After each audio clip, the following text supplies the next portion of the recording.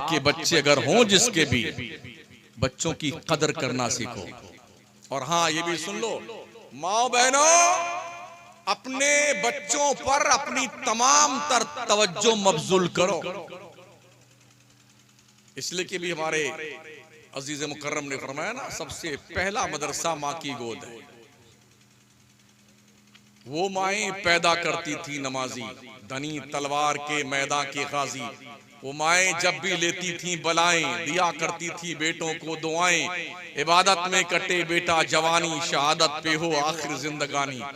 वो माएँ अपने बच्चों को सलाहुद्दीन अय्यूबी की दास्तान सुनाती थी। वो माएँ अपने बच्चों को खालिद बिन वलीद के मार्के के कारनामे सुनाती थी, साद बिन अबी वक्कास के जर्नियल की हिस्ट्री सुनाती थी, उबैदा इब्नुल जर्राह की क़यादत की दास्तानें सुनाती थी। तब वो बच्चे इस्लाम और सुन्नियत के सिपहसालार बनते थे। आज हमारे बच्चे किसकी दास्तान सुनते हैं? सलमान खान, शाहरुख खान, अजीबो हामिर खान, ओ फलाना नचनिया, वो फलाना क्रिकेटर, वो फलाना यूट्यूबर आया। सिर्फ सिग्नेचर लेने के लिए बेटे लड़ मरते हैं। जन्नत का टिकट है क्या? लिए लाइन में खड़े हैं।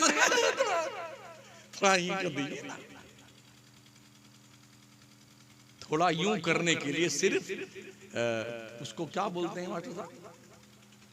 ऑटोग्राफ। हाँ यार, बड़ा अच्छे, ऑटोग्राफ दे दिए ना। क्या है ये भला ऑटोग्राफ? जब तुम मरेगा तो तेरी घर वाले तेरी कब्र में ऑटोग्राफ रखेंगे। हजरत मुनकर नकीर हमारा बेटा बहुत अच्छा था, फलाने नचनिया से ही ऑटोग्राफ लेके आया। इतना हुरा जाएगा, अल्लाह कसम, इतना मारा जाएगा, भेजवा बाहर आ जाएगा खमीस का।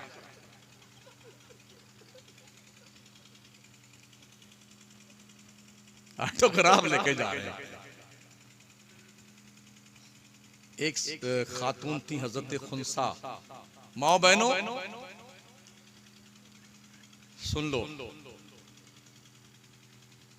ये मक्के में रोने का काम करती थी। इनका धंधा था, कारोबार था रोने का। जब कोई मर जाता था तो उसके घर पे रोने जाती थी, तो उसका नजराना लेती थी। अरे हाँ, रोवे का नजराना मिल रहा। हाँ वही। अच्छा कमाल है, अब्बा आपके मरे हमको कितने आसानी, खूब अछनवा धार रोती थी। इतना रोती थी आपके अब्बा के मरने पे। और एक दिन नहीं, 10-10 दिन, और पूरी टीम होती थी। जैसे कुरान खानी की टीम नहीं है, हाँ, मनरेगा का जो ठेका लेता है कोई भी, कुछ मजदूर उसके होते हैं, आयत करीमा की टीम अलग होती है। तो ऐसे ही एक ठेकेदार होता और बकिया सब उसके वर्कर होते हैं। तो ठेकेदार ज्यादा पैसा लेता है और वर्कर को कुछ उनका मेहनताना देता है। तो वो भी यही काम करती थी, रोने धोने का। बाद में सहाबिया बनी, शौहर शहीद हो गए थे, 4 जवान बच्चे थे। कादसिया की जंग के मौके पर, जब कासिया में जंग लड़ी जा रही थी ना, अपने 4 जवान बेटों के साथ जंग में शरीक थी। लेकिन आंखों की रोशनी खत्म हो चुकी थी, नाबीना हो गई थी। जैसे कल जंग होने वाली है तो आज शाम को 4 जवान बेटों को बुलाया। कहा बेटो मैं तुम्हें कुछ नसीहत करना चाहती हूँ। कहा माँ बताओ क्या कहना चाहते? माना कहा बेटे तुम एक बाप और एक माँ के बेटे हो। जुमला सुनिए, कैसी माँ थी। बेटो हमने तेरे बाप के साथ खयानत नहीं की है, एक माँ और एक बाप बेटे। कहा माँ क्या कहना चाहती है? कहा बेटे कल जब मैदान कारजार गर्म हो तो इस्लाम के तहफ्फुज़ बका के लिए मैदान में कूद पड़ना, लड़ते लड़ते शहीद हो जाना। खबरदार किसी भी बेटे के अगर पीठ पर एक भी जख्म मुझे लगा दिखा तो याद रखना हश्र के मैदान में अल्लाह के दरबार में तुम्हारा गला पकड़ लूंगा। हर जख्म इस्लाम के लिए सीने पे। ठीक है माँ। जंग शुरू हुई दूसरे दिन, 4 बेटे मैदान में कूदे। इत्तेफाक देखिए, 4 लड़ते लड़ते शहीद हो गए। उस माँ के दिल पर क्या गुजरेगी जिसका शौहर भी शहीद हो चुका हो बरसों पहले, 4 जवान बेटे जो बुढ़ापे के सहारा थे वो भी शहीद हो गए, माँ मौजूद उसी जंग में शहीद हो गए। जंग खत्म हुई, लोगों ने कहा आके खुंसा तेरे 4 बेटे शहीद हो गए। अच्छा, किसी माँ को पता चले कि हमारे बेटे शहीद हो गए हैं तो उसका हाल ऐसा बाल नोचेगी, इतना चिल्ला चिल्ला के रोएगी, गला फाड़ फाड़ के रोएगी। फरमाती है मुझे मेरे बच्चों के पास ले चलो। गई, 4 बेटे पीठ के बल लिटाए हुए थे। कहा ये 4 लेटे हुए हैं, दिखता तो था नहीं। पैर से लेके सर तक हाथ से टटोल के 4 को चेक किया, जख्म से चूर पूरा बदन।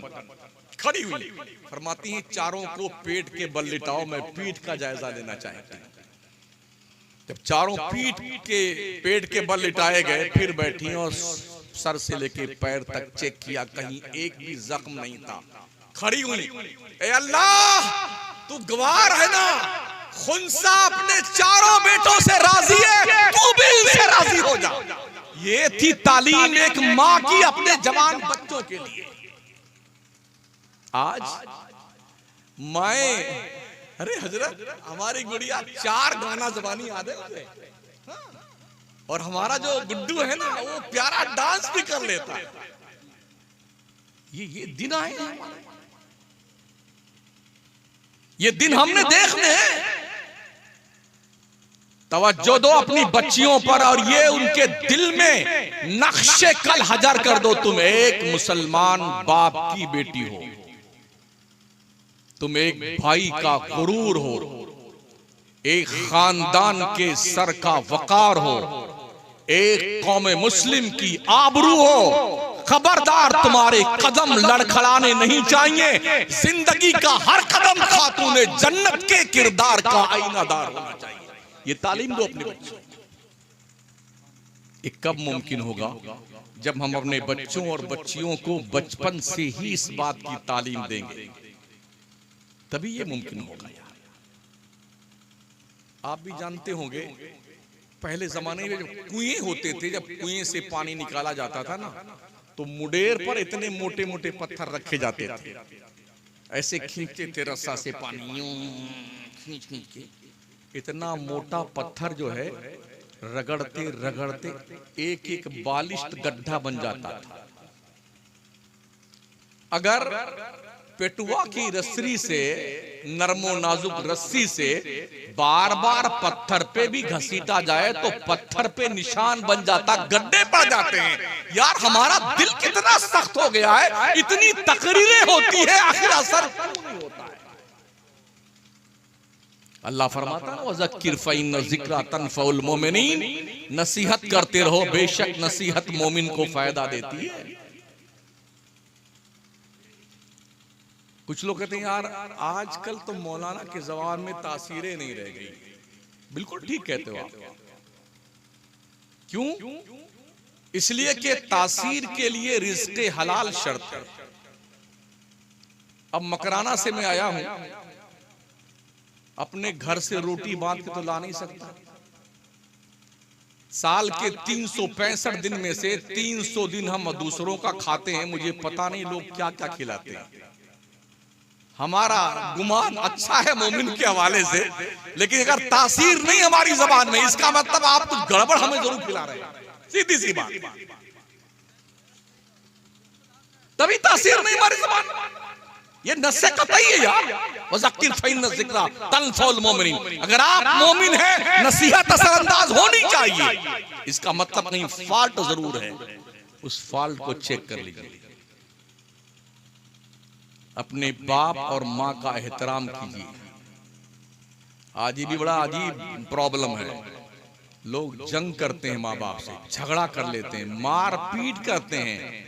आप कितने बड़े अल्लामा फहामा मुफ्ती क्यों ना हो, कितने बड़े तहज्जुद गुजार क्यों ना हो, अगर माँ बाप को एक झिड़की दे दी है, ये सारी सजदे तुम्हारे मुंह पे थोप दिए जाएंगे। क्या समझते हो माँ का मकाम, बाप का मकाम? और जवानों, बुड्ढो, तुम्हारी जन्नत काबा के दीवारों के साए में नहीं है। तुम्हारी जन्नत तुम्हारे माओ के कदमों के नीचे। अल जन्नतु तहता अक़दामिल हाथ। इस्लाम के पैगंबर ने फरमाया तुम्हारी जन्नत तुम्हारे माओ के कदमों के नीचे, तुम्हारे बाप का रुतबा दुआए वालिदी ले वलदिही का दुआई लकुम। एक बाप की दुआ अपनी औलाद के लिए ऐसी होती है जैसे एक नबी की दुआ अपनी उम्मत के लिए हुआ करती है।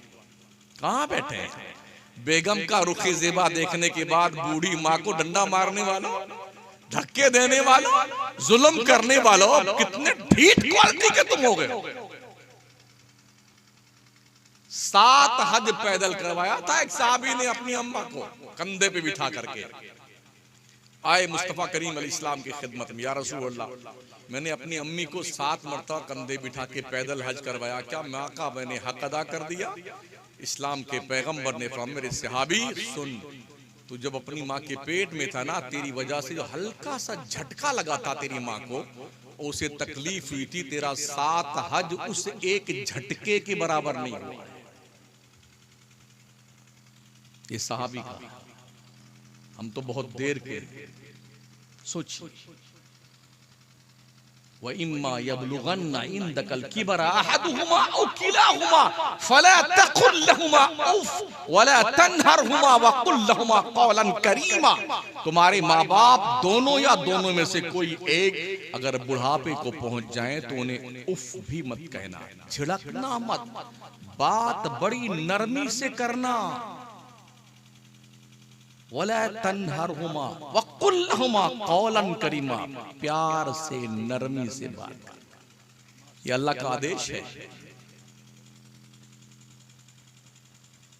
पढ़िए,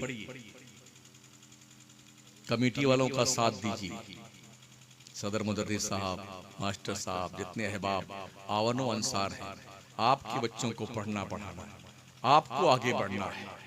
अपना पेट काट के पढ़ाइए। वो दौर गया जब हमारे अब्बा जब ले गए थे इस मदरसे में पढ़ाने, ए मौलवी साहब हड्डियां हड्डियां हमार है, गुस्सा तुहार है। तो मौलवी साहब से अब अच्छा मारो इसको, कोई पूछने नहीं आएगा, खूब धुनाई करते। अब वो दौर नहीं रहा, ऐसी धुनाई हो जाए कि हम लोग धुने गए हैं बचपन में, तो मौलवी साहब जेल में जाएंगे। प्यार से मोहब्बत कीजिए।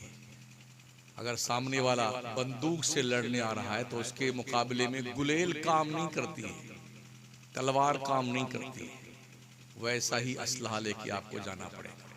इस्लाम लड़ने की इजाजत नहीं देता है, लेकिन इस्लाम पिटने की भी इजाजत नहीं देता है। अगर कोई एक थप्पड़ आपको मारता है तो इस्लाम का हुक्म उतना ही जोर का थप्पड़ लगाओ उसको भी मर्दूद को, ताकि बदला पूरा हो जाए। आपसे अच्छा खाना कोई नहीं खाता है, तो कम से कम थोड़ा पहलवानी कीजिए, बॉक्सिंग सीखिए, और वो एक और क्या सीखते हैं, हाँ कराटे सीखिए, कराटे सीखिए।